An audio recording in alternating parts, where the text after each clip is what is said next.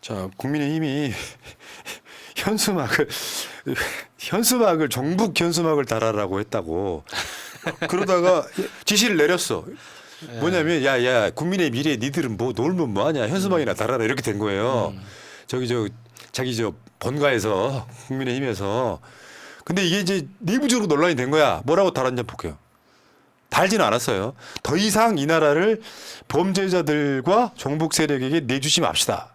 더 이상 이 나라를 범죄자들과 종북 세력에게 내주지 맙시다. 그래서 내가 여기다 본 거 쌍욕을 했잖아요. 이런 건 되게 간단해요. 해결책이. 간첩이면 신고해 이 새끼라.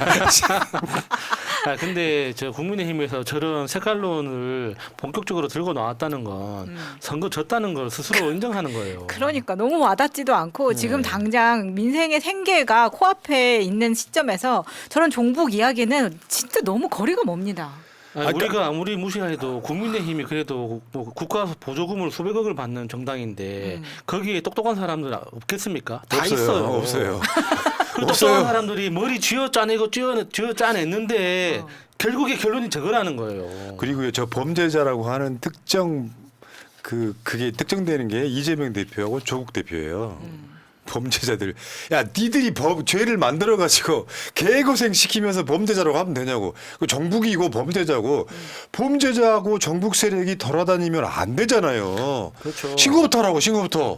아니 신고를 못 하잖아, 쟤들은 지금. 밑에다 간첩 신고는 112 이런 거 써줘야지. 그러니까 신고를 안 하는 것도 죄가 되거든요. 그렇죠. 간첩 신고는 그만큼 엄중한 거예요. 숨겨뒀네. 예. 아니 그리고 저게 논란이 됐던 이유가 뭐냐면 저걸 달라고 하니까 국민의힘의 수도권 후보들이 우린 못 단다라고 한 거예요. 그러니까 당 안에서 거부를 한 거죠. 그 거부를 한 이유가 뭐겠습니까?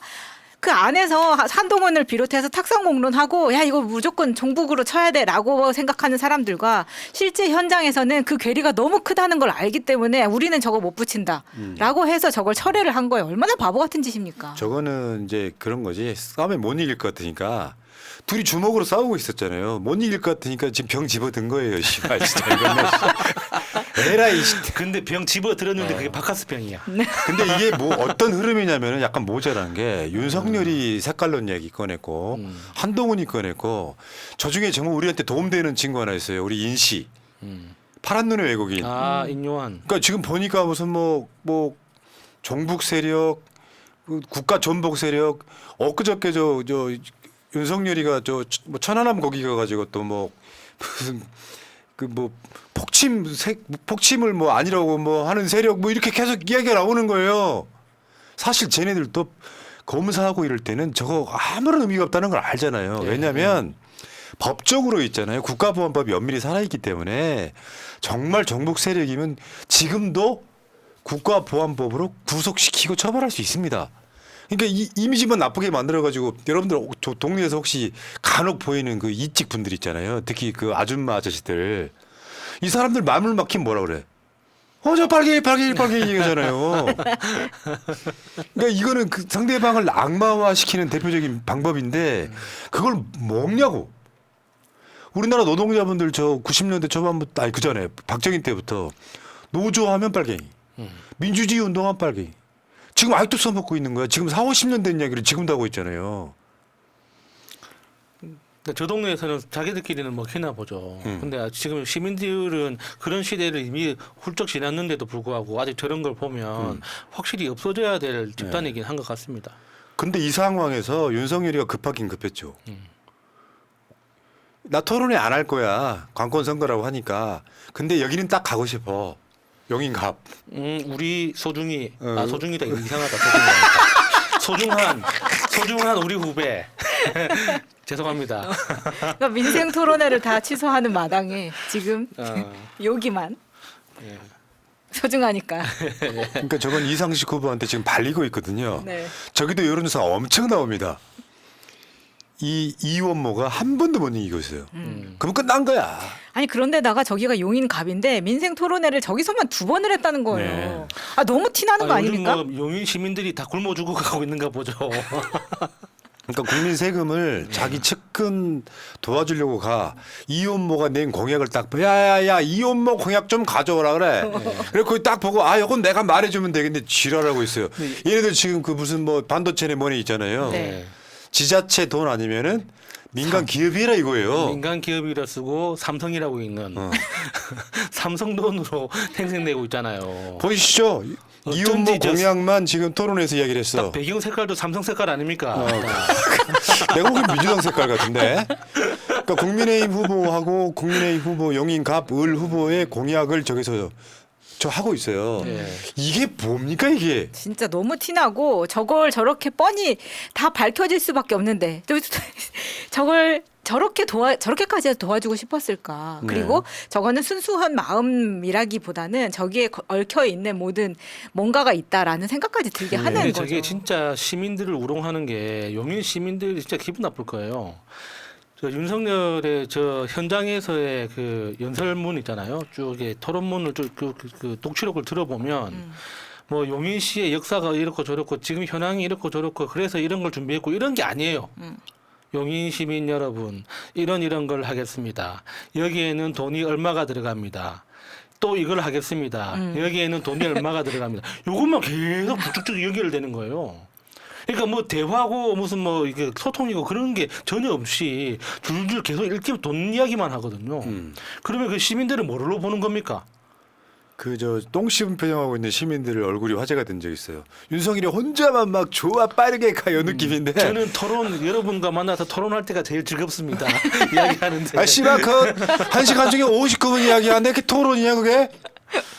새날 방송이 나 같은 거지. 참, 나도 그렇게는 안 해. 요즘에 선거철이어가지고 방송을 너무 많이 하니까 많은 분들이 저보고 걱정 많이 하세요. 살 빠졌다고. 그래요, 진짜. 그렇죠. 그러니까 막 하루에 일하는 시간이 한 15시간 되지. 근데 입맛이 없으니까 밥 양이 엄청 줄었어요. 밥도 안 드시고. 어디 식당 가면은 이제 물마라 대충 먹고 하니까 하루에 2끼밖에 안 먹잖아요. 술도 안 먹잖아요. 그러니까 들어가는 칼로리가 없으니까 살이 쭉쭉쭉 빠지고 그런 거죠. 아니 근데 이제 낮에는 방송하시고 밤에는 공천 하시다가 이제 공천이 다 끝나서 이제 낮에는 방송하고 밤에는 선거 분석하시느라고 막 밤을 새고. 왜 표를 만들고 그래요? 사람 속상하게. 아, 이제 그 이제 윤석열은 이제 그런 면에서 얼마나 잘 처먹을 거야. 그래 잘 처먹으니까 토론회 가서 59분 이야기 할 수 있지. 나는 그러고 싶지 않아. 나 진짜 오늘하고 내일 또 방송 몇 개 취소가 됐거든요. 후보들 일정 때문에. 옛날에는 그게 아쉬웠어요. 지금은 좋아합니다. 지금 너무 좋아. 힘들어 죽겠으니까. 걱정하지 마요. 다른 후보한테 연락이 올 겁니다. 그러니까 윤석열이가 지금 내가 보니까 그 아직 힘이 있나 봐. 이원모, 내가 다른 건 몰라도 원모를 당선시켜야 하는데 이따가 재밌는 자리 나오겠지만 윤석열이 가면 갈수록 불리해져요. 특히 수도권은 윤석열 안 가는 게 나아요. 특히 수도권에 그 원래 윤석열 등에 업고 나왔던 사람들 있죠. 다 윤석열을 공격하기 시작했습니다. 대표적으로 박민식 있잖아요. 네. 지금 강서로 갔잖아요. 네. 강서 가서 이제 자기는 원래 부산에서 선거운동 하다가 실제 선거운동 서울에서 처음 해보잖아요. 네. 깜짝 놀란 거예요. 이 진짜 서울 시민들 반응이 이렇구나. 분위기가 눈도 안 완전 마주쳐주니까. 다르죠. 그러니까 무슨 말을 하냐면 나 홍범도 장군 흉상 철거하는 거 반대했었다고. 나는 반대했다고. 자기가 보훈부 장관이었는데. 뭐 지금 와서 그렇게 이야기를 합니다. 가만히 있어봐. 다른 놈인가? 그러니까 지금 나경원도 다 침묵하고 있고 그러니까 원래 윤석열하고 입을 맞췄던 모든 사람들이 김은혜도 지금 다 침묵하고 있잖아요. 그러니까요. 아니 한 가지 더 이야기를 하자면 이제 이번 주에 이제 여의도역에 가가지고 한동훈이 처음으로 인사를 했잖아요. 다른 데는 다 동원을 했는데 여의도역은 동원이 안 된 거였어요. 그래서 사람들이 이제 사진에서도 한동훈은 계속 인사를 하지만 사람들의 표정은 너무 안 좋고 눈도 안 마주치고 다 지나가니까. 야, 그 예전에 그 윤석열하고 이준석 같이 그거, 인사하던 거기. 그 생각나네. 그래서 본인도 굉장히 현타가 왔을 텐데 거기에 대한 변명을 뭐라 그러냐면 월요일 아침에 출근 시간에 누가 그렇게 눈 마주치면서 웃으면서 인사를 하겠냐라고 말을 하는 거예요. 내가 그 자리에서 출퇴근을 했던 사람으로서 설명해 드릴게요. 네.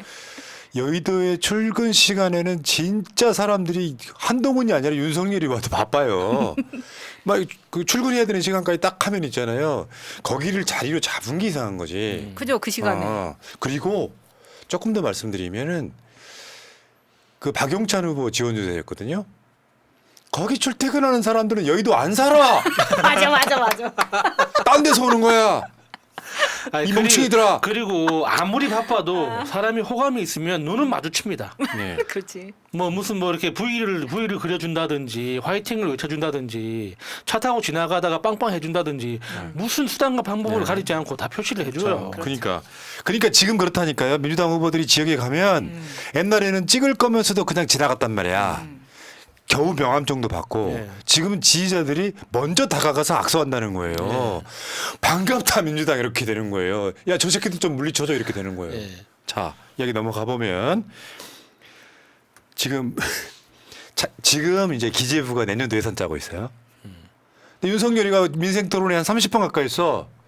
거기서 나오는 예산을 따져보니까 한 1,000조쯤 나와. 드디어 대한민국은 1,000조국 달성했어. 그러니까 국가 예산이 한국이 한 600조 정도 넘어가잖아요. 그 미국이 무기로만 1,000조일 거야 아마. 그 국방비만 1,000조. 국방 1,000조일 거야. 그러니까 한국도 1,000조국을 윤석열 입으로 달성을 했는데 그러면 내년도 예산안은 올릴까요? 또 건전대쟁할까요? 아 자기가 해놓은 말이 있잖아. 그럼 내년도 예산을 짤 때 네. 최소 660조보다 많이 짜야 될 거 아니야. 네. 뭐 건전지정 계속 해야 된다고 계속 그 태도를 고친 적은 없잖아요.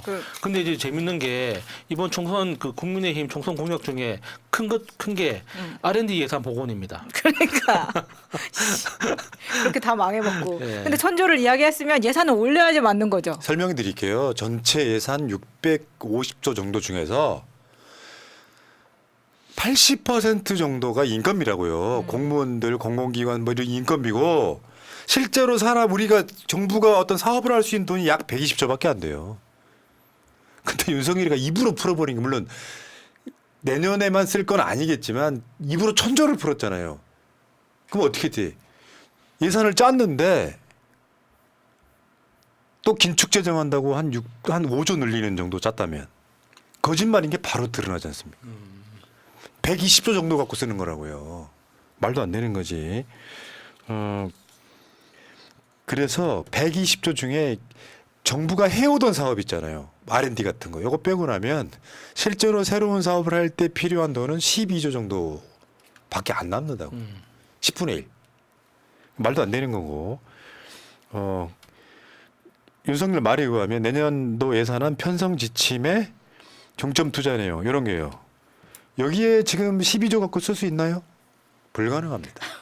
근데 지방 교육부 부분이 좀 적게 내려갈 거 아니에요. 그러니까 지금도 벌써 이미 지자체 등에서는 복지가 줄어들고 있습니다. 악순환이라고요. 근데 더 골 때린 뉴스 나왔었죠.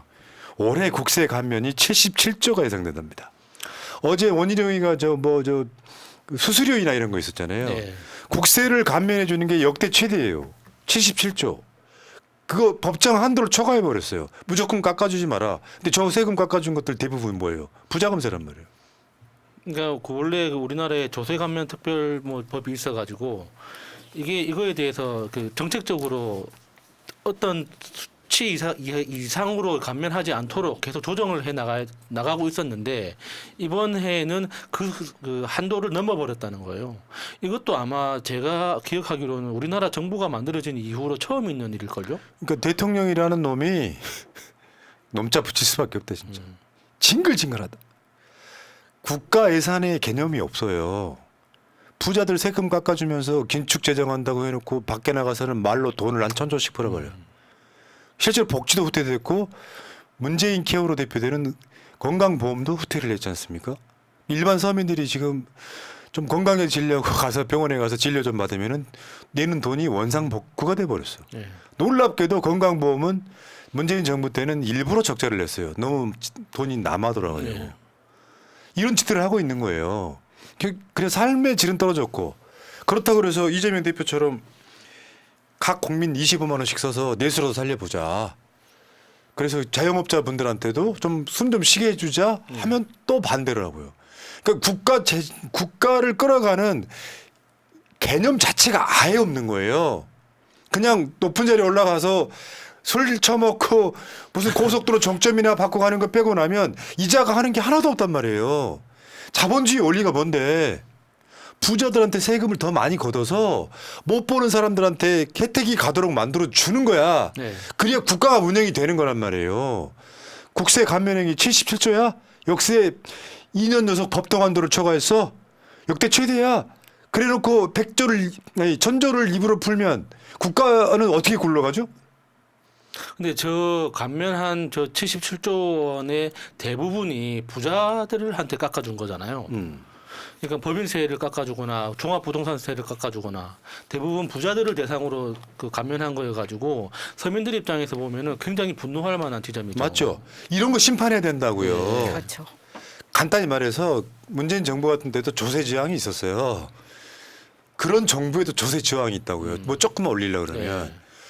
그래도 세금 종부세도 마찬가지고 종부세는 전체로 보면 큰 금액은 아닌데 조금만 올리려고 하면 난리를 치잖아요. 그래도 조금씩 올려야 되는 거예요.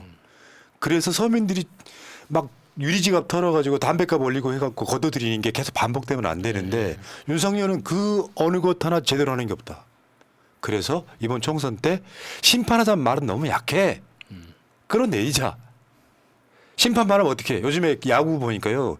컴퓨터가 볼 스트라이크 판정하더라고. 깜짝 놀랐다. 옛날에 사람이 감각적으로 잡았을 때 스트라이크냐 아니냐였거든요. 기계가 하니까 이렇게 공이 높은데 스트라이크야. 와. 근데 이 얘기를 내가 왜 했죠? 자, 여기까지. 자, 1부 마치겠습니다. 아, 신나네. 막 윤석열 탄핵할 생각을 하니까. 국민의힘을 100석 아래로 묶읍시다. 자, 어디까지 읽어드렸더라? 유지윤님, 민주당 압승기 확신하며 새날 능 감사합니다 하셨고요. 킹카님, 민주당은 유능하다란 말을 많이 합시다. 맞습니다. 자, 마차님 남영희 후보 캠프에서 배웠던 것 같아요. 응원합니다. 아, 거기 가셨군요. 예. 뭐 이 사람 지금 이 사람이 박민식이야? 여기저기 왜 막 나타나고 그래? 바쁩니다. 예. 네. 자, 감사합니다. 새날 구독 좋아요 좀 부탁드릴게요.